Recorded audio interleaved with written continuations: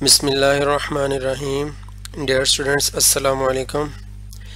Lecture number 14 के साथ मैं हूं अब्दुर्रहमान। और आज पहले हम कल के लेक्चर में जो आप लोगों को MCQs दिए थे उनको डिस्कस करेंगे, फिर उसके बाद आगे कुछ एग्जांपल्स हैं वो सॉल्व करने की कोशिश करेंगे इंशाल्लाह। तो उसमें सबसे पहले है the turning effect of force is called torque, और डेल्टा आ जाएगा। ये रेड कलर से मैंने इनको थोड़ा हाईलाइट किया है। फिर आगे है torque acting on a body determine its angular acceleration, Charlie आ जाएगा। तीसरा जो है the direction of torque is perpendicular to the plane containing R and F, delta आ जाएगा। और चौथा जो है if the line of action of the force passes through axis of rotation of origin then its torque is zero. तो ये हमने पढ़ा था टॉपिक पढ़ते वक्त कि टॉर्क ज़ीरो होता है, इसमें भी जो है वो चार्ली आ जाएगा। पांचवा है if a body is at rest और मूविंग और rotating with uniform angular velocity the torque will be. तो जब बॉडी रेस्ट में होगी या यूनिफॉर्म एंगुलर वेलोसिटी से घूम रही होगी, दोनों सूरतों में टॉर्क ज़ीरो होगा। ये जो टॉर्क वाला टॉपिक था उसके आखिरी पैराग्राफ में, आखिरी लाइनों में हमने पढ़ा था, आपकी टेक्स्ट बुक में भी लिखा हुआ है आखिरी पैराग्राफ में। छठा है torque has zero value if the angle between R and F is 0 degree. अच्छा स्टूडेंट्स, ये भी याद रखिएगा 0 डिग्री पे भी टॉर्क ज़ीरो होगा, और अगर 180 डिग्री दिया हो तब भी ज़ीरो होगा। तो torque of a force is given by R cross F. It has maximum value when R and F are at an angle of 90 degrees पे ये मैक्सिमम होता है, क्योंकि टॉर्क साइन थीटा की वैल्यू पे डिपेंड करता है। टॉर्क की मैग्नीट्यूड का फॉर्मूला है RF साइन थीटा। तो साइन थीटा की वैल्यू जब ज़्यादा से ज़्यादा तो टॉर्क भी ज़्यादा से ज़्यादा, और वो कितने डिग्री पे ज़्यादा से ज़्यादा साइन थीटा की वैल्यू होती है, वो 1 होती है 90 डिग्रीज पे। तो इसलिए टॉर्क 90 डिग्रीज पे मैक्सिमम आएगा। If position vector R and F are in same direction, then torque will be। अगर सेम डायरेक्शन में है तो एंगल ज़ीरो होगा, टॉर्क भी ज़ीरो होगा। ज़ीरो नहीं दिया तो अब मिनिमम को टिक करेंगे। अगर कभी इस तरह की कंडीशन में मिनिमम भी आ जाए और ज़ीरो भी आ जाए तो आपने फिर ज़ीरो को टिक करना है। बाज़ दफ़ा ऐसे भी ऑप्शंस बन जाते हैं कि एक में मिनिमम दिया होता है, एक में ज़ीरो भी दिया होता है, तो फिर आप ज़ीरो को टिक करेंगे। 9 है the direction of torque can be found by right hand rule. 10 है the first condition of equilibrium implies that summation F is equal to null vector. जब हम summation F is equal to null vector कहेंगे तो इसका मतलब ये है कि समेशन एफ एक्स भी और समेशन एफ वाई भी, ये दोनों भी नल वेक्टर के बराबर हो गए हैं। अच्छा 11 है a body will be in translational equilibrium. Translational equilibrium में तब होगी जब पहली कंडीशन सेटिस्फाइड होगी, summation F is equal to null vector. ये भी आपकी टेक्स्ट बुक के इस चैप्टर के लास्ट पेज पे लिखा हुआ है। 12 है if the complete requirements for a body to be in equilibrium is, तो वो डेल्टा आ जाएगा कि उसमें इक्विलिब्रियम की दोनों कंडीशंस का पूरा होना ज़रूरी है। समेशन एफ का ज़ीरो होना, समेशन टॉर्क का ज़ीरो होना, ये ज़रूरी है। 13 है if a body is at rest then it will be in static equilibrium, definition पढ़ी थी हमने। 14 है if a body is in static equilibrium only when a body is in static equilibrium only when it is at rest। तो वही है।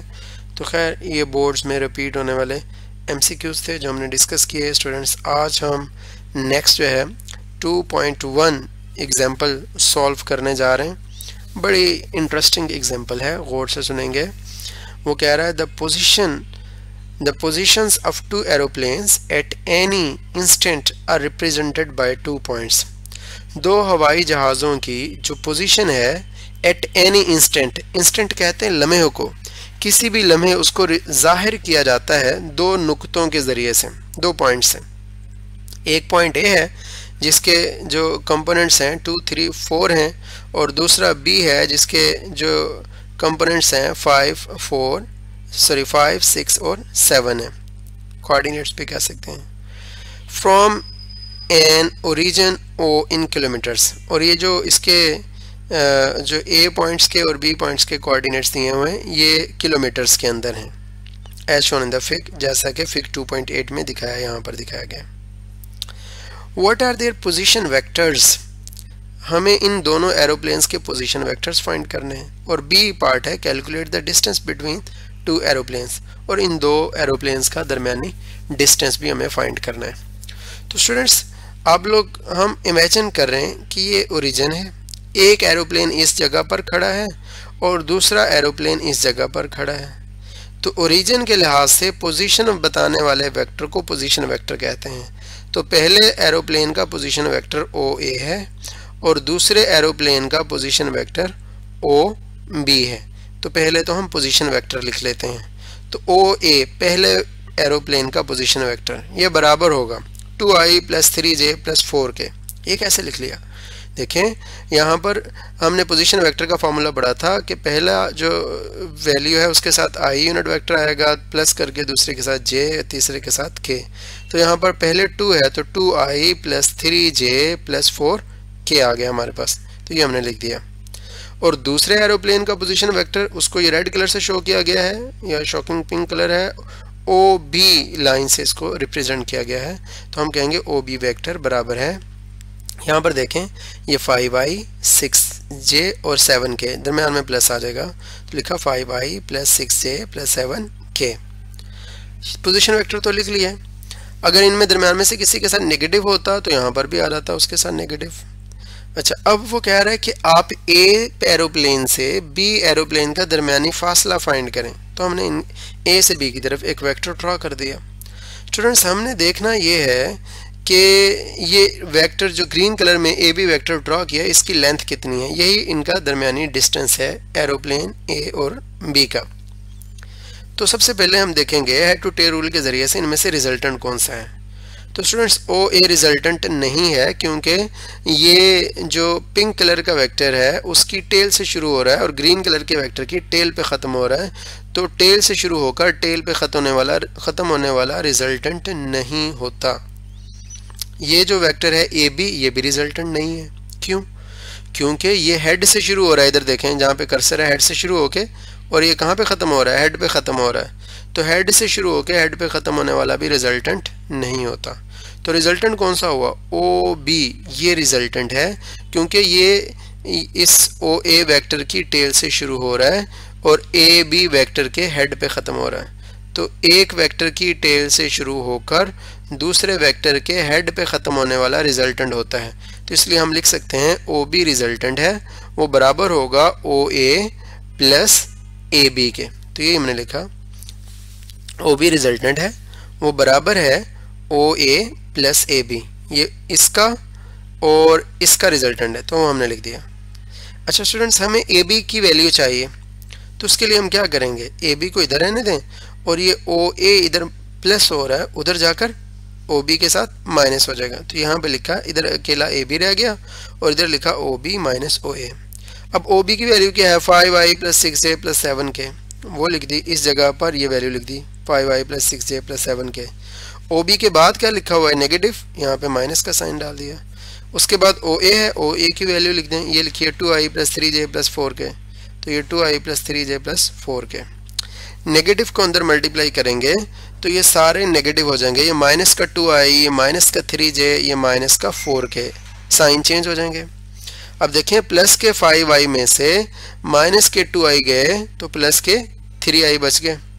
Plus के 6j में से माइनस के 3j, क्योंकि माइनस ने अंदर मल्टीप्लाई होकर माइनस हो जाना है, तो प्लस के 6j में से माइनस के 3j चले गए तो प्लस के 3j बच गए। प्लस के 7k में से माइनस के 4 गए, भी माइनस कैसे, ये वाला माइनस अंदर मल्टीप्लाई करके इसको माइनस कर देगा। तो प्लस के 7k में से माइनस के 4k चले गए तो प्लस के 3k रह गए यूनिट वेक्टर्स में। अब इस ए बी वेक्टर की मैग्नीट्यूड फाइंड करनी है, तो किसी भी वेक्टर की मैग्नीट्यूड का फॉर्मूला होता है स्क्वायर रूट के अंदर उसके एक्स कंपोनेंट की वैल्यू का स्क्वायर प्लस उसके वाई कंपोनेंट की वैल्यू का स्क्वायर प्लस उसके जी कंपोनेंट की वैल्यू का स्क्वायर। तो अब x वाला कौन सा होता है, आई यूनिट वेक्टर के साथ जो होता है वो x कंपोनेंट होता है, उसकी वैल्यू होती है। तो x कंपोनेंट की वैल्यू कितनी है, 3, तो यहाँ पे 3 का स्क्वायर आ गया। जे के साथ वाई कंपोनेंट होता है तो ये भी 3 है, इसका भी स्क्वायर आ गया, प्लस के साथ जी कंपोनेंट होता है तो ये 3, इसका भी स्क्वायर, तो 3 का स्क्वायर 9, इधर भी 9, इधर भी 9, 9 को 3 दफ़ा ऐड करें 27 होगा, और स्क्वायर रूट लें तो 5.2 आ जाएगा। साथ में किलोमीटर्स क्यों लिखा? क्योंकि क्वेश्चन में ये कहा था ये जो कोऑर्डिनेट्स दिए हुए हैं, ये वैल्यूज दी हुई हैं, ये किस में दी हुई हैं? यहाँ पर ये देखें लिखा हुआ किलोमीटर में। तो इसका मतलब इस ए एरोप्लेन से बी एरोप्लेन तक का फासला कितने किलोमीटर है? 5.2 किलोमीटर है। इसके बाद हम सेकंड एग्जाम्पल करेंगे, लेकिन सेकंड एग्जाम्पल सॉल्व करने से पहले स्टूडेंट्स मैंने कुछ डायग्राम्स ड्रॉ की हैं आपको समझाने के लिए। क्वेश्चन मैं इधर ही समझा देता हूँ, अब गौर से सुनेंगे, फिर मैं रीड नहीं करूँगा। ये सेकंड एग्जाम्पल में वो कह रहा है कि फर्ज करें हमारे पास एक फोर्स है F1, उसकी मैग्नीट्यूड है 10 न्यूटन और उसका एक्स एक्सिस के साथ बनने वाला एंगल 30 डिग्री है। दूसरी फोर्स है 20 न्यूटन और उसका एक्स एक्सिस के साथ जो बनने वाला एंगल है वो 60 डिग्री है। आप ये बताएं कि अगर इन दोनों को ऐड करें और इनका रिजल्टेंट हासिल करें, जैसा मैंने F हासिल किया है, तो आप इस रिजल्टेंट F फोर्स की ना सिर्फ मैग्नीट्यूड फाइंड करें बल्कि इसकी डायरेक्शन भी फाइंड करें। तो यानी उसने रिजल्टेंट वेक्टर फाइंड करने का कहा। जब रिजल्ट की कोई भी वेक्टर फाइंड किया जाता है तो उसकी दो वैल्यूज हमें फाइंड करनी होती हैं, एक उसकी मैग्नीट्यूड, दूसरी उसकी डायरेक्शन। मैग्नीट्यूड तो पता है मिकदार को कहते हैं, न्यूमेरिकल वैल्यू को कहते हैं, और डायरेक्शन थीटा से बताई जाती है, तो ये हमने थीटा इसका फाइंड करना है। स्टूडेंट मैंने F2 को F1 में ऐड किया, ये देखें F1 के हेड से F2 की टेल मिला दी, रिजल्टेंट वेक्टर पहले वेक्टर की टेल से आखिरी वेक्टर के हेड तक चला गया। अब ये वाला F1 का x कंपोनेंट है, इसको हमने बोला F1x, और ये वाला कौन सा है जहाँ पे कर्सर चल रहा है? ये F1y है, ये भी F1y है, और ये लाइन भी क्या है? F1y है, क्योंकि दोनों लाइनें बराबर हैं। अच्छा, उसके बाद F2 को रिजॉल्व किया। ये टॉपिक हमने पढ़ा होगा, इसलिए अगर आपने टॉपिक नहीं पढ़ा तो शायद आपको जल्दी से समझ नहीं आए, तो आप कोशिश करें इस टॉपिक की वीडियो जो है वो ज़रूर लेक्चर जो है वो देखें, सुने, फिर आपको ज़्यादा सही समझ आएगी। तो ये vector addition by rectangular components का टॉपिक है, हमने शुरू के लेक्चर्स में पढ़ा है। अच्छा, 5वें 6ठे लेक्चर में मेरे ख्याल में हमने पढ़ा था। अच्छा, अब ये देखें F2 को रिजॉल्व किया तो इसका एक कंपोनेंट आ गया F2x। अगर ये F2x है तो हमने पढ़ा था यहाँ से लेकर यहाँ तक भी क्या होगा? F2x।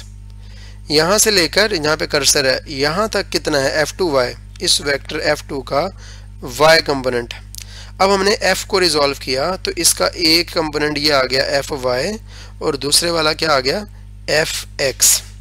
अब स्टूडेंट्स हमने फाइंड क्या करना है? रिजल्टेंट वेक्टर की मैग्नीट्यूड और उसकी डायरेक्शन यानी एंगल।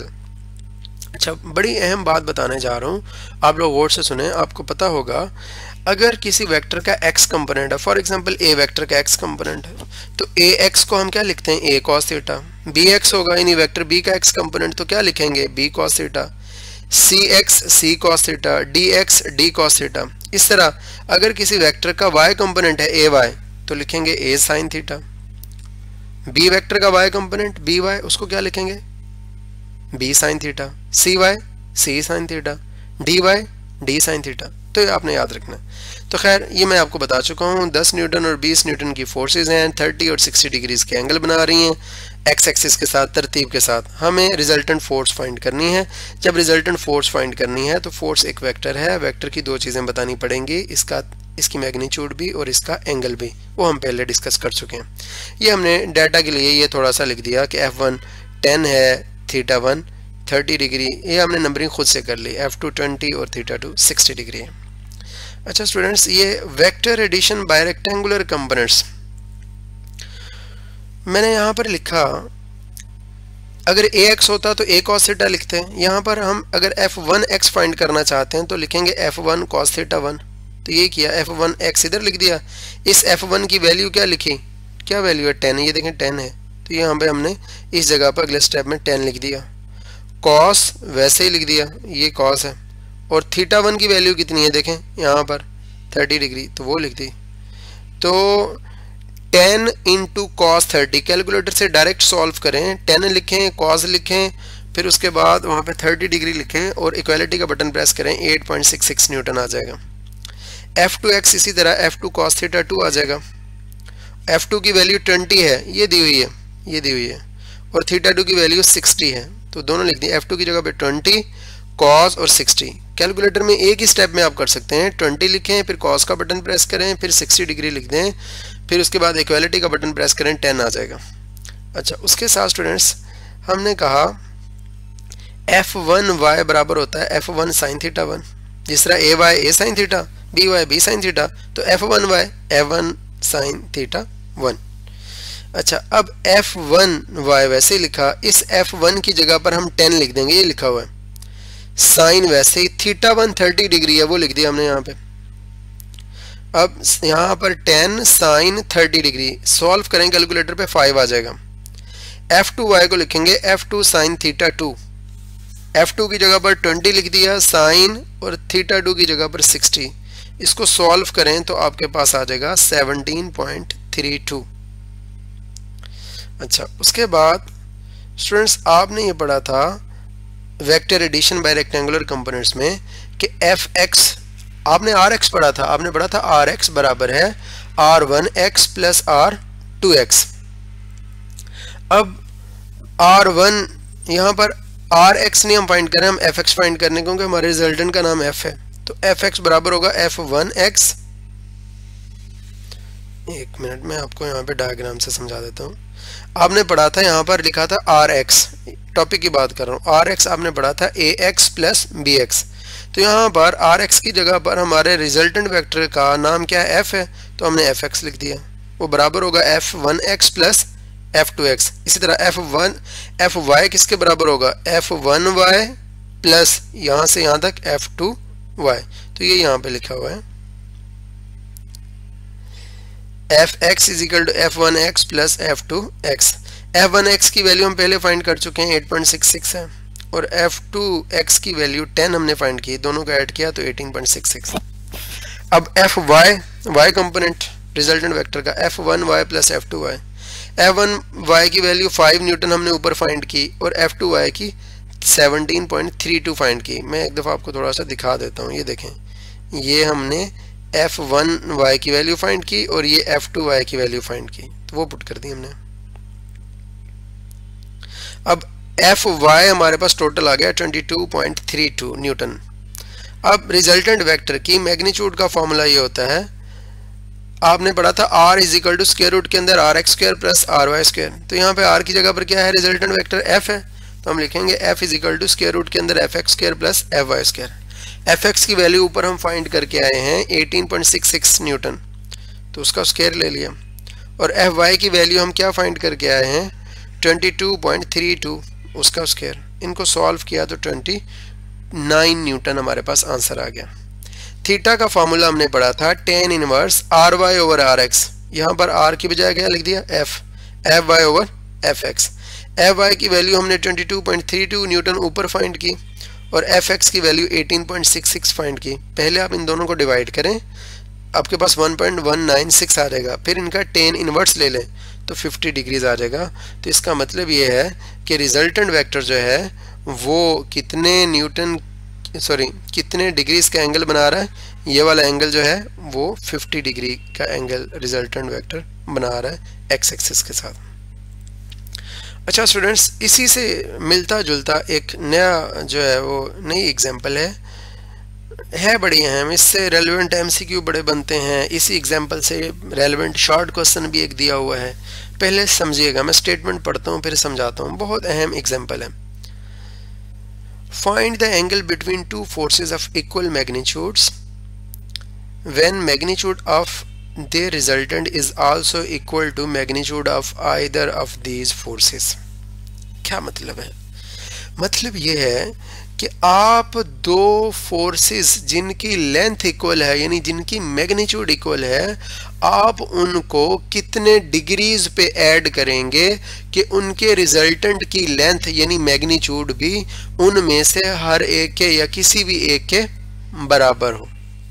मैं फिर रिपीट करता हूँ, क्वेश्चन दोबारा सुने। क्वेश्चन ये है कि कितने डिग्रीज पे दो फोर्सेस इक्वल लेंथ वाली फोर्सेस को कंबाइन किया जाए कि उनके रिजल्टेंट की वैल्यू भी उनमें से हर एक के बराबर हो। चले मैं यहाँ पर थोड़ी डायग्राम मैंने अपनी तरफ से ड्रॉ की है समझाने के लिए। फर्स्ट करें ये एक फोर्स है, ये वाली F1 फोर्स लगा लें इसको, और ये वाली कौन सी है, F2 है। अब दोनों की लेंथ फर्स्ट करें सेम है। हम इन दोनों को कितने डिग्रीज पे ऐड करें, कितने थीटा पे ऐड करें कि ये रेड कलर का जो रिजल्टेंट है, रिजल्टेंट फोर्स, वो इनमें से किसी भी एक फोर्स के बराबर हो, यानी इनमें से हर एक के बराबर। जब इसके बराबर हो जाएगी तो इसके भी जाहिर बात है बराबर हो जाएगी मैग्नीट्यूड के एतबार से। तो हमें ये थीटा फाइंड करना है। स्टूडेंट्स हमने फर्ज कर लिया कि पहले वाली फोर्स F1 ये x एक्सिस के अलॉन्ग एक्ट कर रही है। तो अगर कोई वेक्टर x एक्सिस के अलॉन्ग एक्ट करे तो उसका एंगल x एक्सिस के साथ कितने डिग्री बनता है, 0 डिग्री। दूसरे वाली फोर्स फर्ज करें इस स्पेसिफिक एंगल पे एक्ट कर रही है, उसको θ2 को हमने थीटा का नाम दे दिया। अब यहाँ पर आ जाए, ऊपर आ जाए। हमने पढ़ा था रिजल्टेंट वेक्टर का x कंपोनेंट Rx बराबर होगा F1x प्लस F2x, क्योंकि दो फोर्सेस ऐड करने हैं तो दोनों के x कंपोनेंट को ऐड करेंगे। F1x की जगह पर आ जाएगा F1 cos θ1 और F2x की जगह पर आ जाएगा F2 cos θ2। अच्छा, अब देखें यहाँ पर हमने θ1 की जगह पर 0 डिग्री लिख दिया। मैंने ये नीचे डायग्राम में आपको दिखाया है, दोबारा मैं दिखा देता हूँ। ये देखें θ1, ये θ1 0 डिग्री है। तो यहाँ पर हमने इस F1x की जगह पर F1 cos θ1 लिखना था, θ1 की जगह पर 0 डिग्री लिख दिया। प्लस था यहाँ पर प्लस लिख दिया। F2 cos θ2, F2 वैसे लिखा, cos वैसे लिखा, θ2 को हमने क्या लिख दिया, थीटा का नाम दिया, तो थीटा लिख दिया हमने। अब cos 0 डिग्री पे 1 होता है, F1 जब इस 1 से मल्टीप्लाई करेगा तो F1 ही रह जाएगा, ये वाला प्लस यहाँ पर आ जाएगा, और ये F2 cos θ, ये F2 cos θ वैसे ही आ जाएगा। RY बराबर होता है F1y प्लस F2y। हमने पढ़ा था अगर दो फोर्सेस ऐड कर रहे हैं तो F1y प्लस F2y, अगर तीन ऐड कर रहे होते तो यहाँ पे लिखते F1y plus F2y plus F3y। तो खैर F1y जिस तरह AY a sin थीटा होता है, BY b sin थीटा, तो इसी तरह F1y बराबर होगा F1 sin θ1। तो इस F1y की जगह पर यहाँ पर लिखा F1 sin θ1। θ1 की वैल्यू 0 डिग्री है, हम पहले भी डिस्कस कर चुके हैं, डायग्राम में शो की है, वो लिख दी। प्लस ये प्लस लिख दिया। F2 sin θ2, F2 वैसे ही sin θ2 आना था, θ2 की जगह पर क्या लिख दिया, थीटा। अच्छा स्टूडेंट, साइन 0 डिग्री पे 0 होता है। जब साइन 0 डिग्री की वैल्यू 0 पुट करेंगे तो वो इस F1 को मल्टीप्लाई करके 0 वैल्यू 0 कर देगी। तो यहाँ पर जस्ट क्या बच गया, F2 sin थीटा। तो हमने कहा रिजल्टेंट वेक्टर का y कंपोनेंट बराबर होगा F2 sin थीटा के। अब रिजल्टेंट वेक्टर का स्क्वायर, उसकी मैग्नीट्यूड का, वो बराबर होगा उसके x कंपोनेंट का स्क्वायर प्लस उसके y कंपोनेंट का स्क्वायर। अब हमने r स्क्वायर, r की जगह पर हम f लिख सकते हैं क्योंकि रिजल्टेंट वेक्टर को हम f कह सकते हैं। दो फोर्सेस को जब जमा करेंगे तो रिजल्टेंट फोर्स जो आएगी वो भी फोर्स होगी। जब दो फोर्सेस को ऐड करेंगे तो नतीजे के तौर पे जो मिलेगी वो भी फोर्स ही होगी। तो इसलिए हमने कहा रिजल्टेंट का नाम f रख लेते हैं, हमने f रख दिया। अब यहाँ पर r is equal to F1 is equal to F2 is equal to F क्यों लिखा? क्वेश्चन में ये दिया है कि जो रिजल्टेंट फोर्स है वो जमा की जाने वाली दोनों फोर्सेस के बराबर होगी। यहाँ पे क्वेश्चन पे ऊपर लिखा हुआ है आइदर ऑफ दीज फोर्सेस, इनमें से किसी भी फोर्स के बराबर होगी। तो खैर अब हमने क्या किया, इस फॉर्मूले में r स्क्वायर की जगह पर उसकी f स्क्वायर लिख दिया, ये f स्क्वायर लिख दिया। उसके बाद है rx स्क्वायर, rx की वैल्यू ये ऊपर लिखी हुई है F1 plus F2 cos theta, ये लिख दी, ये यहाँ पे लिख दी। ऊपर क्या था स्क्वायर, ये वाला स्क्वायर पुट कर दिया। उसके बाद प्लस है तो यहाँ पर प्लस लिख दिया। ry की जगह पर हमने क्या लिखा, F2 sin थीटा, ये इसकी वैल्यू, तो ry की जगह पर ये F2 sin थीटा लिख दिया। अब आप कह रहे होंगे F2 क्यों नहीं लिखा? तो भाई F2 किसके बराबर है, F के, इसलिए हमने यहाँ पर F लिख दिया। और यहाँ पर भी इस F1 और F2 की जगह पर हमने डायरेक्टली क्या लिख दिया, F1 और F2 यहाँ पर बताया गया है कि किसके बराबर है, F के। तो इसलिए इस F1 की जगह पर भी F लिखा और इस F2 की जगह पर भी F करके हमने लिख दिया। अब स्क्वायर अप्लाई करें, a plus B whole square का फॉर्मूला लग जाएगा। a square